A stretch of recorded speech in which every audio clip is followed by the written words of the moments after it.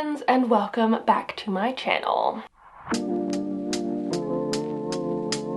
Today we have a slightly different sort of version of the monthly favorites video. If you've been here for a minute, you'll know that I have been struggling with my collection a little bit recently, and the amount of pests that I've had and it going into like cooler, darker weather, everything has just kind of made it so I feel not less in love with my collection, because I do love my plants, but picking out favorites, like very few have jumped out as like massively exciting for me. And so I was like, oh, maybe I could do a least favorites video because it's October. We could do the opposite, Halloween kind of vibes. I know it's not October anymore, but like, I don't know. But then I also couldn't find that many that were actively my least favorite, so I've gone for in the middle. This is my top 3 and my bottom 3 plants of the month of October. Before we get into it, I just want to say, if you're new here and you don't know me, hi, my name is Emma and I make houseplenty content all over the internet. So if you want to follow along with my houseplenty journey and maybe learn something along the way, stick around, watch some more of my videos and subscribe to my channel. If you're not new here, thanks for coming back. I really appreciate it. Let's get on into it. So I'm going to start on the low end because I want to end on a high note. It feels so much better to end on a high note. This plant, I hated it so much, it was so much my least favorite, that I actually threw it away. I cannot hold it up to show you because I don't have it anymore. It went in the bin. And I really should have filmed myself putting it in the bin because like it's kind of a funny moment and the bin was empty at the time, so like just there on the bottom. But by the time that I realized I should probably have filmed that, there's trash on top of it, so. It was my Lepismium Bolivianum. I think it was one of the main sources of the like different sort of thrips that I've had going on in my bedroom. They're like thicker. I feel like they're more aggressive and do more damage to the plants than the thrips that I have experienced before. I have mostly seen adult versions of them. They're like the really big black ones. And I realized that that's where they were coming from. There were so many on that plant. Every single time I went to go look at the plant to see if I could treat it or just to like smush them, I would see more and more, and I just decided, screw it. I don't need to be dealing with this anymore. And so I kind of lost my patience with it and chucked it straight in the bin. And that honestly kind of felt liberating. Like, I know I'm not free of the thrips or the pests, but knowing that that was a big source of them and I don't need to deal with that anymore, it does make me feel a whole heck of a lot better. So I am glad I did it. And I am trying to like pare down my collection anyways. A lot of you have suggested that I do get rid of some plants, and that was one that just needed to go. And I would not be comfortable giving that to someone, selling it. Even if someone knew that it had the pest, I would not be comfortable giving that to somebody else. It just, absolutely not. So in the bin it went, and it actually makes me feel like I can get through this a little bit better. I don't know if I can or not, but it feels like I can. So yeah, that was my first least favorite. Going on to the favorite side, I want to show this one. This is the favorite plant that I swapped at the plant swap this past weekend. Look at this. This is a Queen of the Night orchid cactus, aka an epiphytic cactus, but it's like huge. It's like a Ripsalis red coral on freaking steroids. I'm pretty sure it's an epiphyllum. I am not positive on that one. I will double check and maybe put the Latin name on the screen here. But it is just so big and crazy and beautiful. And I am so glad that I was able to swap for this.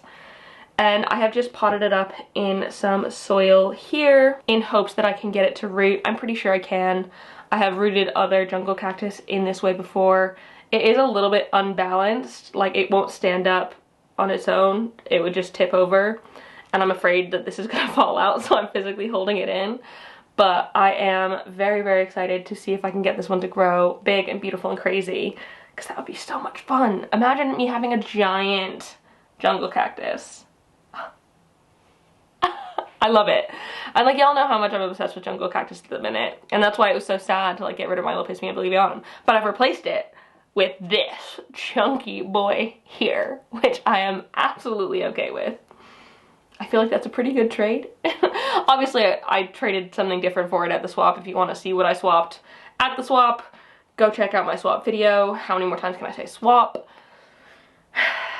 Just check it out. It's a fun video, and you can see what I brought and what I got and all that fun things. So yeah, it's a good one. It's a fun time. I'm very, very excited to add it to my collection, and I really hope that I can get it to grow well, because it's a really cool, weird thing. I just need to make sure it doesn't get thrips or flat mites. That's the goal. I'm gonna treat all of my plants now, I've decided. I'm just gonna do it. Gonna treat everything. The next plant of my least favorites, this one kind of actually has a funny story.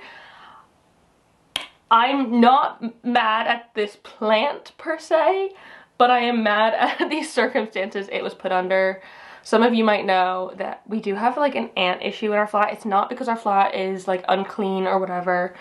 I think they're literally living in the walls. The flat below us has it too. It's just something to do with this building. There's ants. And I think that the ants were making a literal colony inside of my Philodendron fat boy, my Martianum, because we noticed that the ants were like climbing up a wall, going towards the sideboard, and I decided I wanted to clean everything off, and I found like the big colony in here, and it was like, ugh. It makes me feel so gross. And they just like living in the dirt. I get that. That's kind of what their ideal home would be. But I also don't want them to live in the dirt of my plants. So I had to entirely repot this one and like rinse off the roots completely, and I did that all outside in hopes that they wouldn't come back. But it's just a problem that I think I'm gonna have to deal with pretty regularly, just due to the fact that they exist and that I have plants and these seem to be ideal homes for them. So it is what it is, but it did really annoy me this month, and it was a project that I really didn't want to do. Killing a bunch of ants in my plants. It grosses me out so much. I hate like the swarminess of it. I know they're not swarming, and I know that they're not actually like able to harm me at all. I just don't like it. It makes me feel icky. So that was not a fun time. Thank you, Philodendron Martianum, Philodendron Fat Boy, for facilitating that unpleasant experience for me.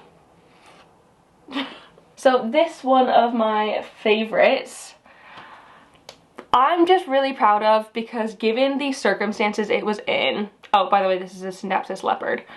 Given the circumstances it was in, it has been living in my little acrobar greenhouse, and that whole thing has been dealing with thrips. I've not been paying attention to it. I'm going to be remodeling it fairly soon in a video for y'all, because y'all said you wanted to see that, so I will be doing that. But this is the only plant in there that has just been chugging along absolutely fine. Hasn't had any thrips, like not a single thrip or thrip damage on the whole thing. Hasn't been complaining about lack of water or lack of light. It is just still chugging along, doing its thing, and even putting out new freaking growth. And it makes me so happy. I love a plant that I don't need to worry about. It makes my life so much easier. And yeah, I'm just glad that it was absolutely fine given its like difficult circumstances. It might not be growing as fast as it could possibly grow, but I don't mind. I still think it is pretty and cool, and puts out some like, I don't know, the sort of silvery spots on these ones. They're so interesting and different than any other sort of Scindapsus. I know they probably all look exactly the same to someone who's not into plants, but someone who's into Scindapsus, you'll know that it's different. But yeah, it's just doing so well, and I'm glad that it is, given what I've been throwing at it, which is pretty much neglect and pests. So yeah, that's why this one has been added to the favorites of this month. I feel like you can see how slim pickings it was, because I'm like, here's a new plant, here's one that survived based off of adversity, and my next one, that's probably the most exciting one. That's my #1 favorite of this month. But yeah, I feel like this one comes in a good #2. Another one of my least favorites, which I'm going to be very, very careful with, my Hoya Polyneura. because it is literally riddled with flat mites. It had so freaking many. I was able to see them on almost any leaf and like join and node that I found. And now it has been sprayed. You can see how it's got all those little sulfur spots on it because I sprayed it with the sulfur fungicide. And I'm hoping that that helps. I know I need to like treat all of the plants around it because they probably have flat mites as well now. But it was really annoying to find flat mites on this one because I really love this plant. I love the Hoya Polyneura. I think it is beautiful and funky and I love the leaf shape, but it's just so sad that it had so many flat mites. And I don't even know where they came from in that room. I don't know. I really don't know. But I'm hoping that I have been able to deal with them. I'm going to continue treating this one, especially when I go treat everything else in my collection. But it's just sad. It's sad, and it makes me worried that I'm not going to be able to get rid of them. I think I will, but we'll see. It's just such a crazy beast that I really don't want to be having a bad time, because it's really hard to get into like all the different nooks and crannies with the sulfur fungicide because there's just so many. So annoying. And I am going to wash my hands really quick before I touch my favorite one of this month because I don't want anything that could possibly have gotten on my hands on this next one. Back, clean hands. I mean, I also do know that this one has had flat mites previously, but I just don't want it to get any more. Look at this leaf! Oh my goodness. Look. It's not fully hardened off yet, which means that it might still get bigger. I cannot believe how big it has gotten. It's like proper huge.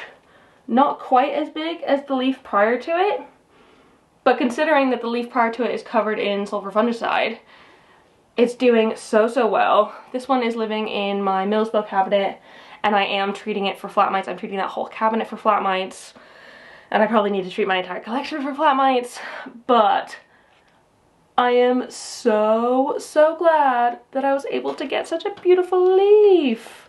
I should probably check this leaf though for flat mites, because the last time I sprayed it, the leaf was like this big, so it wouldn't have gotten any of the sulfur fungicide, and I don't want it just like a raw leaf in the cabinet ready for the flat mites to go get.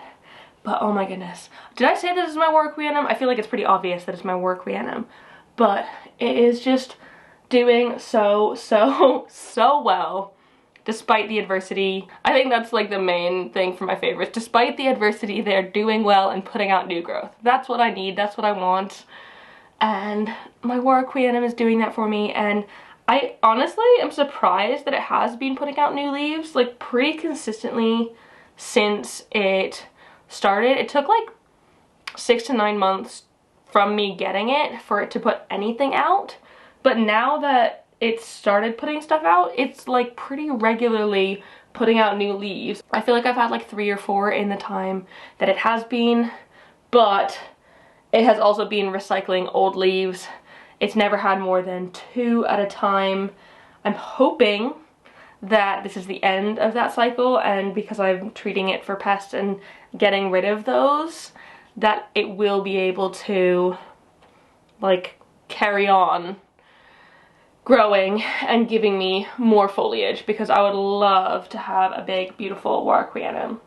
I also think it's loving the tall pot life, which is really good, and I'm watering it like a bit more frequently. I'm being a bit more on top of watering, so I'm doing things right with this one, and it's doing things right by me, and so I'm really freaking loving it right now, and I just hope that it continues to be a good plant and keeps growing. Also, as far as I can see, it doesn't have flat mites. Because like you can see them with your naked eye if you're like looking really, really closely.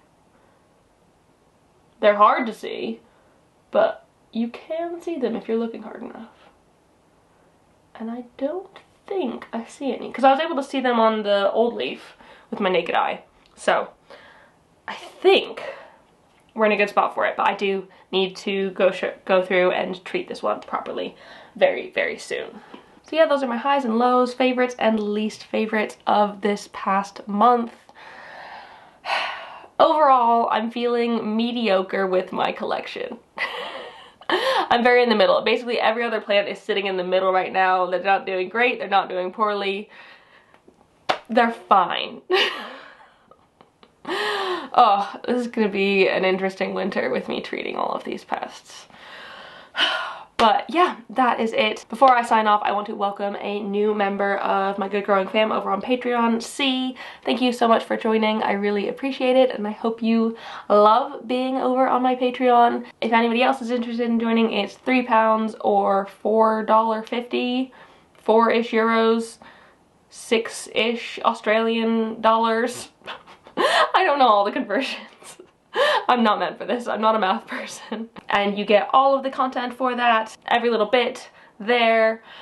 But obviously no pressure to join. It just makes my life a little bit easier and means that I can keep doing what I'm doing here on my main channel on YouTube. So yeah, to the rest of you, thank you so much for joining into this video. I really hope you liked it. If you did, please give it a thumbs up down below and leave a comment on other houseplanty things you'd like me to talk about in the future. Let me know your favorites and least favorites of this month as well, because I want someone to tell me that I'm not alone in feeling a bit meh about everything. Oh. And don't forget to subscribe for more. Thank you so much for watching, and I will see you next time. Bye!